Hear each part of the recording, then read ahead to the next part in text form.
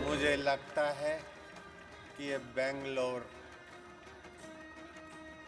का माहौल कुंभ मेले की खबर दे रहा है, और ये कुंभ मेला विश्व कुंभ की खबर दे रहा है।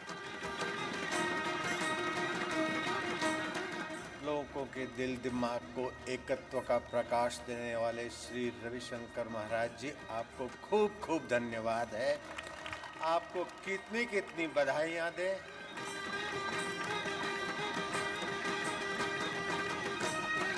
भगवान करे कि ऐसे मेले बनते ही रहे, होते ही रहे।